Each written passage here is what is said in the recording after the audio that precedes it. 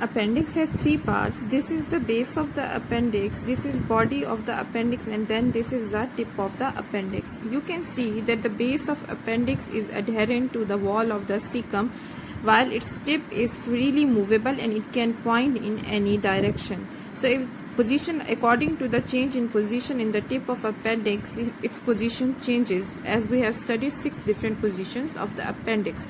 If we talk about the peritoneal relations of the appendix, so appendix is suspended by a peritoneal fold which is known as mesoappendix. This fold passes behind the ileum and it is attached to the left layer of the mesentery.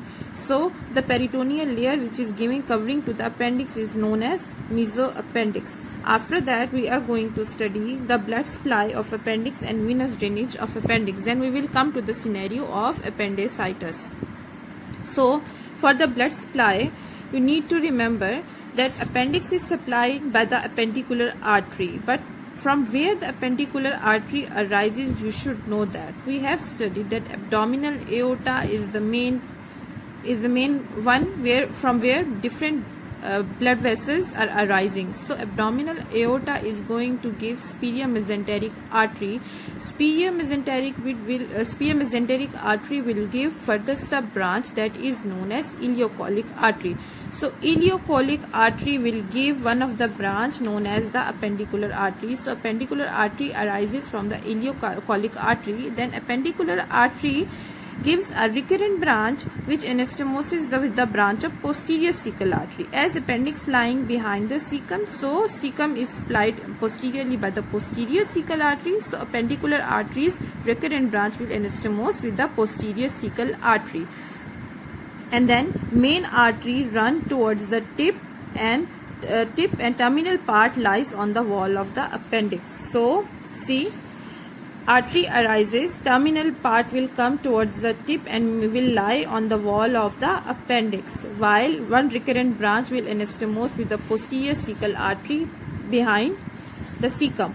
After that, if we see the venous drainage, then appendicular vein takes all the drainage from the appendix that will drain into the ileocholic vein, then it will drain into superior mesenteric vein, and ultimately it will drain into the portal vein.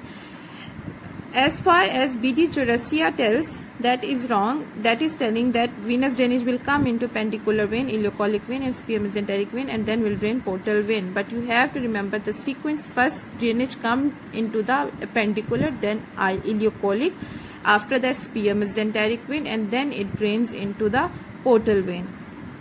After that, we are going to see the scenario of appendicitis. So how appendicitis presents or how appendicitis happens. I told you every itis is the inflammation.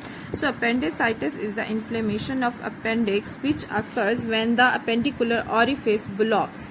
Appendix has got this orifice, this is appendicular orifice. So when appendicular orifice is blocked, pressure will build up inside the appendix as blood supply will be compromised. If pressure builds up in the appendix, that is going to lead to cause infection and inflammation of the appendix. Appendix size will become twice of that, and patient will have all the signs and symptoms of infection. So what are the signs and symptoms of infection?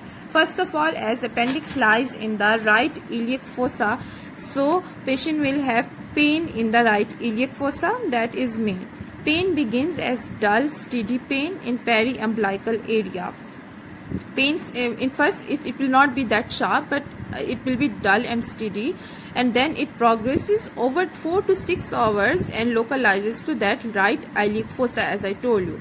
So if there is infection happening due to appendicitis, that will cause fever and nausea and anorexia. Anorexia is loss of appetite. So there will be no appetite, patient will have nausea, patient will feel nauseous, and there will be low grade fever.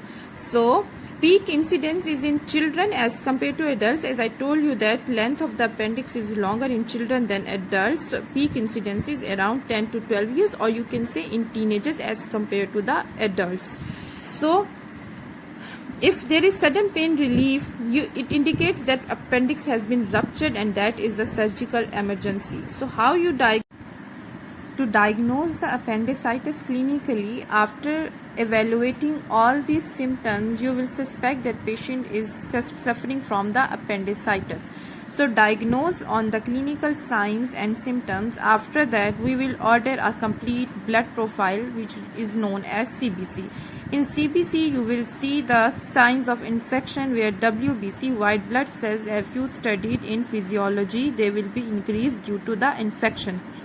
And we will do ultrasonography, where I told you that appendix will look like this, from this finger-like projection, which will be swollen and more in diameter, which will tell us that appendix is swollen and this is appendicitis. And after the sonography, we can do is rebound tenderness test at the McBurney's point. I told you McBurney's point lying between the anterior superior iliac spine and umbilicus. The 1/3 point is known as the McBurney's point, this one. So we will do a rebound tenderness test. What is rebound tenderness test? Rebound tenderness test is used to check the peritoneal irritation. Wherever in the abdomen there is peritoneal irritation due to inflammation of any viscera, rebound tenderness test will be positive. So patient will lie in this supine position, and we will palpate in the right iliac fossa with the hand like that, this position. So after press the right iliac fossa, and after a moment quickly release the pressure, or you can lift your hand like this. So if it hurts more on releasing the pressure, the patient is having positive rebound tenderness test. So again you can see doctor is pressing. This is a test for peritoneal irritation. Doctor is pressing, palpating deeply, and then quickly releasing the pressure. If we will release the pressure as lifting our hand from the position, and if it hurts more, the patient has rebound tenderness. So this is known as the rebound tenderness test.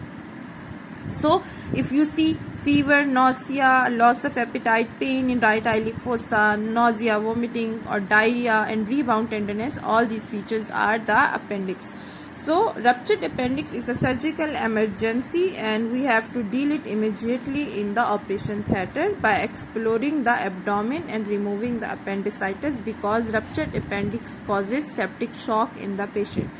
So that's all for the appendicitis.